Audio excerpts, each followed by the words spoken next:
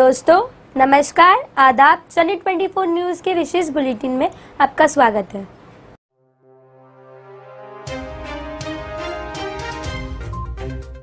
ये एशिया क्यों नहीं चले? क्या बात है? नमस्कार दोस्तों, मैं हूं अविन और आप देख रहे हैं जनहित 24 न्यूज़।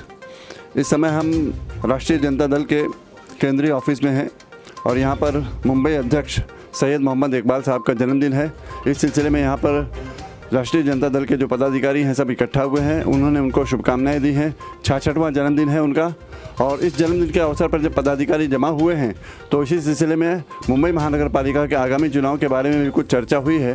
तो हम उनसे जानना चाहेंगे कि इस सिलसिले में क्या चर्चा हुई है और क्या बातें डिसाइड हुई हैं, फैसला किया गया है। मैं तो पहले आपके जनहित 24 चैनल को की बहुत बहुत स्वागत करता हूं और आपके चैनल के माध्यम से मैं लोगों में अवगत कराना चाहता हूं कि आपने जो अभी प्रश्न किया हमसे कि मानपा चुनाव के बारे में, तो मानपा चुनाव हम लोग हमेशा लड़ाते हैं। जब से हमारी पार्टी है हमेशा महाराष्ट्र मुंबई के अंदर हम मानपा चुनाव में हिस्सा लेते हैं और हम जो है अपने लोगों के सामने आते हैं, पब्लिक के बीच में आते हैं कि भाई हमने क्या काम किया नहीं किया। जी, हम आते हैं, चुनाव लड़ाते हैं, लोकसभा, विधानसभा और कॉरपोरेशन, मानपा चुनाव।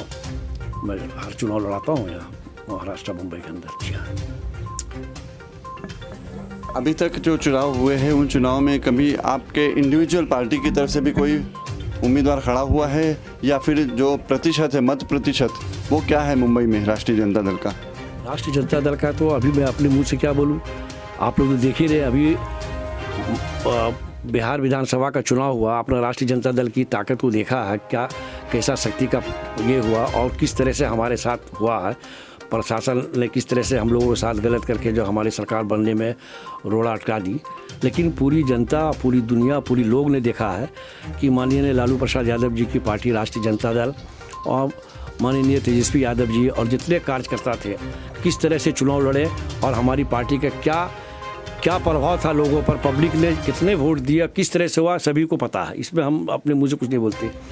उसी तरह से मुंबई के अंदर कांग्रेस को हमने हमेशा जो है बिहार के अंदर अभी बिहार विधानसभा के चुनाव में मैंने उनको 70 सीटों पर चांस दिया लड़ने के लिए, लेकिन दुर्भाग्य उनके लोग उतने सीट जीत के नहीं आ सके।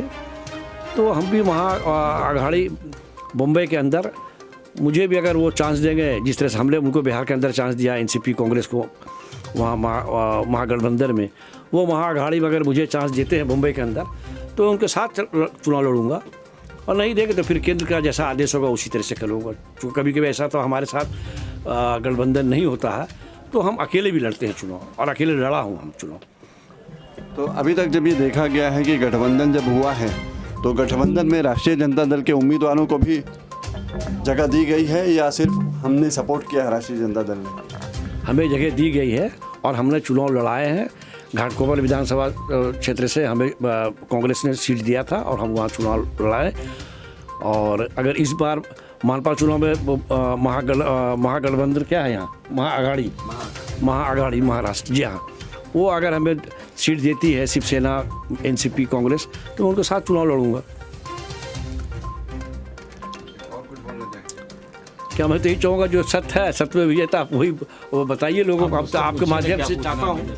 अभी हमारे साथ में है राष्ट्रीय जनता दल के केंद्रीय मीडिया प्रभारी, मुंबई मीडिया प्रभारी अनीस फारूकी जी। तो हम उनसे जानना चाहेंगे कि इस संदर्भ में वो क्या कहेंगे। देखिए, मुंबई महानगर पालिका का चुनाव 2022 में होने वाला है और पार्टी अभी से तैयारी पे लग गई है और हमने हमारे वर्करों को इंटरनली सब जगह कह दिया है कि जो लोग लड़ना चाहते हैं चुनाव, पार्टी को मजबूत करें, पार्टी का काम करें, लोगों का काम करें, लोगों की सेवा करें, फिर उनको टिकट उनको दिया जाएगा। रह गया सवाल गठबंधन का, तो जहाँ तक गठबंधन का सवाल है तो हम लोग चाहते हैं कि सेकुलर वोट का बंटवारा न हो और हम लोग जो है जातिवादी ताकतों को यहाँ हराकर और महानगर पालिका में सेकुलर फोर्सेज को विराजमान करें, ये हमारी कोशिश होगी। अब ये उन पर भी है कि जो हमारे साथी जो है मित्रगण हैं पक्ष के, वो आरजेडी को ससम्मान अगर एडजस्ट करते हैं, हमने बिहार के सम्मान साथ में करते हैं, रहते हैं, तो बहुत अच्छी खुशी की बात है। वरना फिर वक्त और हालात देख के आरजेडी अपना खुद का निर्णय करेगी। बोलिए। तो अभी के संदर्भ में मुंबई महानगर पालिका के जो चुनाव क्षेत्र हैं उसमें राष्ट्रीय जनता दल की कहां पर पैठ है, किन क्षेत्रों में पैठ है? देखिए, राष्ट्रीय जनता दल की कमोबेश हर जगह पे पैठ है, लेकिन जो हमारा गरीब तबका है, जो झोपड़पट्टी का इलाका है, जो स्लम का इलाका है, जो मजदूर तबका जहाँ पर पहुँचता है, वहाँ आरजेडी ज़्यादा मजबूत है। और वहाँ हमारे परप्रांतीय लोग ज़्यादा हैं, उनमें आरजेडी काम कर रही है, आरजेडी के लोग काम कर रहे हैं। जैसे आप हमारा स्लम जो है धारावी एशिया का सबसे बड़ा है, वहाँ आरजेडी का यूनिट है और अच्छा काम कर रहे हैं। अंटाप हिल का इलाका है, वहाँ है, वहाँ भी पार्टी ने चुनाव लड़ा है, धारावी में भी लड़ा है, गोंडी में भी लड़ा है, और आपका मालोनी, मलाड, गोरेगांव, तो इन बेल्टों में है। और हमारी ये कोशिश है कि उस जनाधार को आगे बढ़ाएं। और आरजेडी की मुंबई टीम बहुत मजबूत है और वो 2022 के महानगर पालिका चुनाव में जमकर चुनाव लड़ेगी और यहाँ खाता खोलेगी सैयद इकबाल साहब के नेतृत्व में। तो अभी लगभग 1 वर्ष बाकी है इस चुनाव के लिए, तो राष्ट्रीय जनता दल कार्यकर्ताओं के बीच में उनके एकत्रित करने के लिए, उनकी यूनिटी बढ़ाने के लिए या राष्ट्रीय जनता दल के विस्तार के लिए क्या कर रही है? राष्ट्रीय जनता दल अभी तक जो काम तो हो रहा था हुआ, लेकिन आज हमारे अध्यक्ष जी के जन्मदिन पर हम लोगों ने संकल्प लिया है कि हम लोग जनसंपर्क अभियान चलाएंगे, कार्यकर्ता सम्मेलन हर जिला वाइज करेंगे।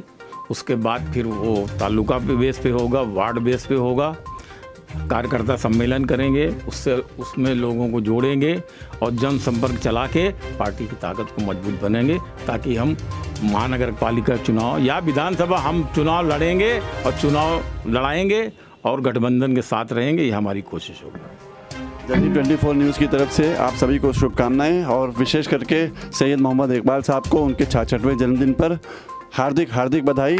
हम ये कहेंगे कि तुम जियो हज़ारों साल, साल के दिन हो 50,000। धन्यवाद। हमारा ये प्रयास आपको कैसा लगा बताना ना भूलें। हमारे चैनल जनहित 24 न्यूज़ को लाइक करें, सब्सक्राइब करें और बेल आइकन दबाना ना भूलें। धन्यवाद।